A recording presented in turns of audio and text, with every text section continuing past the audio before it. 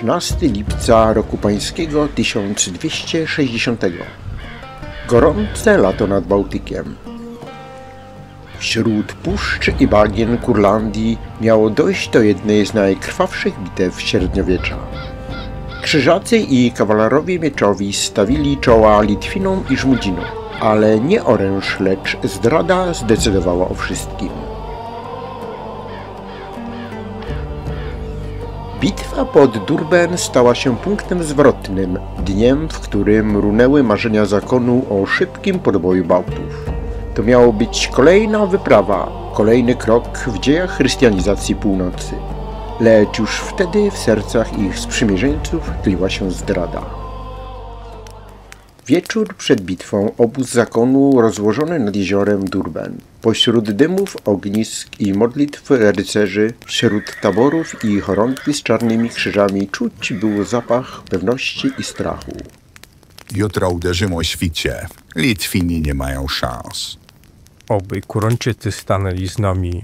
Ich serca biją dla srebra, nie dla Boga. Byleby ich włócznie biły w tym samym kierunku, bracie.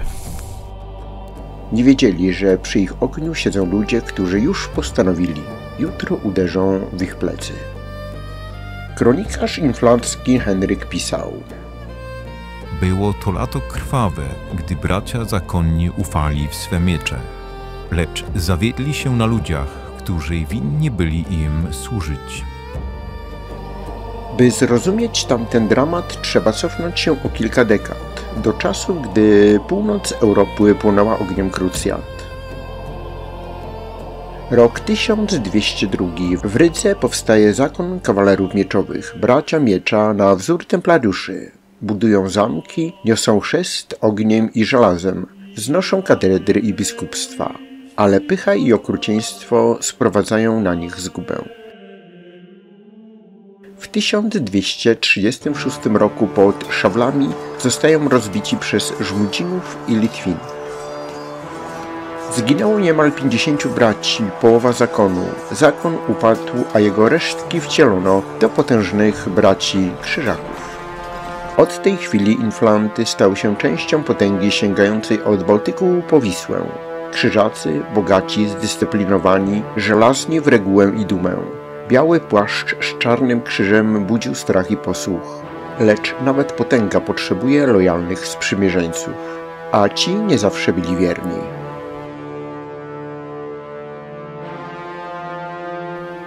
Na zachodnich rubieżach Bałtyku wśród mgieł i trzcin żyli Kurończycy, morscy łupieżcy i wojownicy, duma północy. To oni mieli jutro stanąć ramię w ramię z rycerzami zakonu, ale w ich sercach tliła się iskra, która już wkrótce zapłonie zdradą. By zrozumieć zdradę pod Durben, trzeba spojrzeć na wschód. Tam, gdzie wśród baorów i jezior rodziła się nowa potęga. Litwa. Jeszcze przed chwilą zbiór plemion, dziś państwo z królem, który potrafił myśleć jak władca zachodu i walczyć jak wilk puszczy. To był Mendok, król Litwy. Człowiek, który raz przyjął koronę z rąk papieża, a potem znowu podniósł miecz w imię dawnych bogów. Na jego dworze w Nowogródku wśród pochodni i zapachu żywicy trwały nocne narady. Mówią, że krzyżacy są niepokonani, ale każda forteca ma słaby mur. Ich murem są ludzie, których ujarzmili.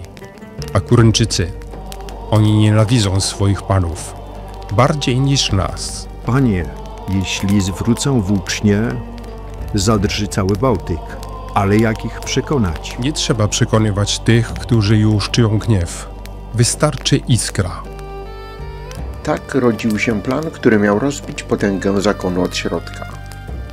Mendok znał ich pychę, wiedział, że krzyżacy nie słuchają rad miejscowych ludów, że narzucają wolę mieczem i ogniem. Wiedział, że wystarczy rozchylić bramę gniewu, a resztę zrobią sami Kurończycy. A jeśli nas zdradzą? Zdradzają tylko ci, co kiedyś przysięgali. Ja im nigdy niczego nie obiecywałem.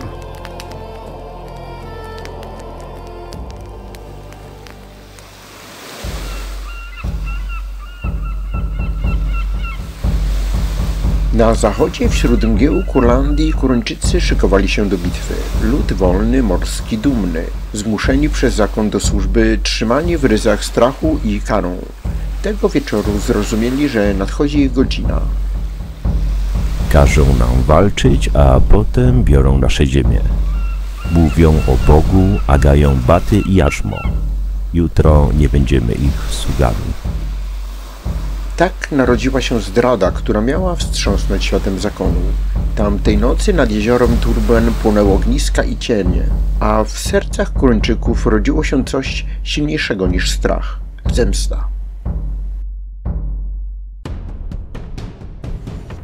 13 lipca 1260 roku. Świt nad Kurlandią.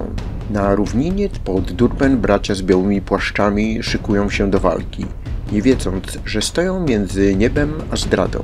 Za ich plecami sojusznicy, przed nimi Litwini i Żmudzini, a nad wszystkim unosił się cichy szept historii. Nie każdy, kto stoi obok, walczy z tobą. Równina pod Durben wstaje powita mgłą. Z obu stron chorągwie, krzyżacy i kawalerowie mieczowi po jednej stronie, Litwini i Żmudzini po drugiej. W środku Kurończycy, milczący, nieruchomi jak cień zdrady między dwoma światami.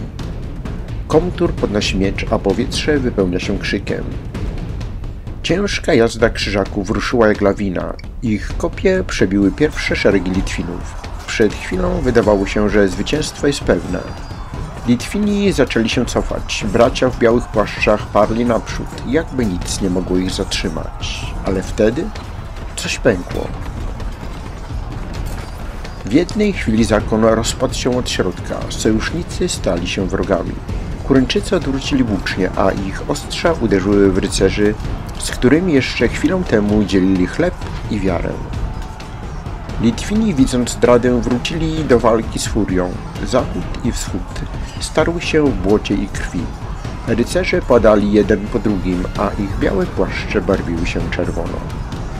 Zdrada rozpętała piekło, którego nie zatrzymał żaden krzyż. Pole bitwy zmieniło się w morze krwi. Bracia walczyli do końca. Niektórzy padali z modlitwą na ustach, inni z mieczem w dłoni. Nie było litości. Tam, gdzie przed chwilą stał zakonny szyk, pozostał tylko dym, błoto i cisza.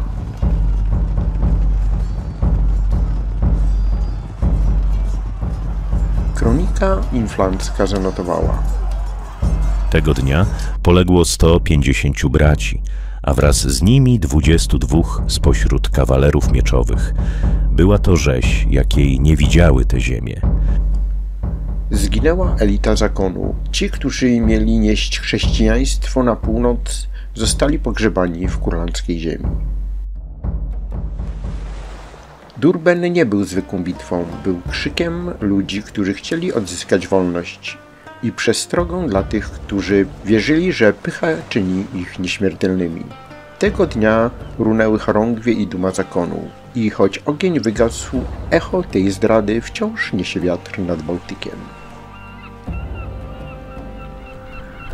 Bitwa ustała, lecz ziemia wciąż drżała od echa walki. Na równinie pod Durben wiatr uniósł kurz, popiół i dym. Nie było już zwycięzców ani pokonanych, tylko martwe konie, zdeptane chorągwie i milczenie. Dla zakonu była to klęska, dla Bałtów przebudzenie. Wieści o klęsce rozniosły się po całym Bałtyku szybciej niż wiatr. Kronikarze pisali z trwogą. Powstali wszyscy poganie i obrócili swe włócznie przeciw braciom.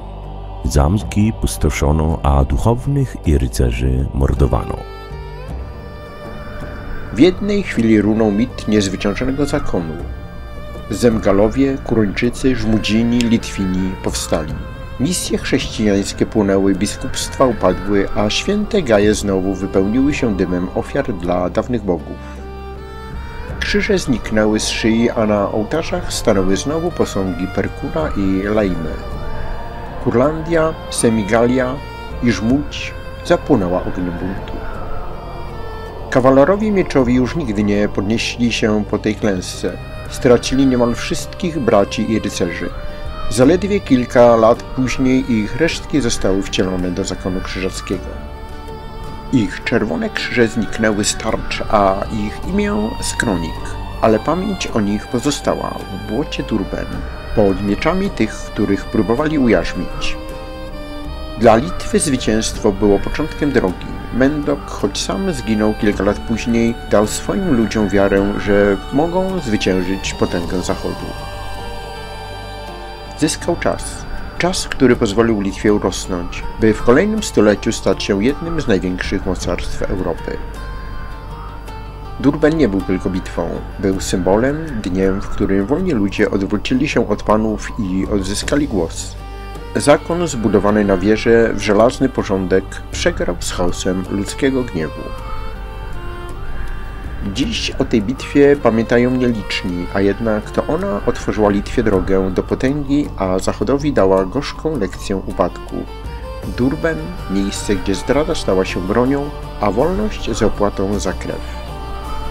I choć minęły wieki, wiatr nad Kurlandią wciąż niesie echa tamtego dnia, bo nie miecz, lecz zdrada przesądziły o losie Durban.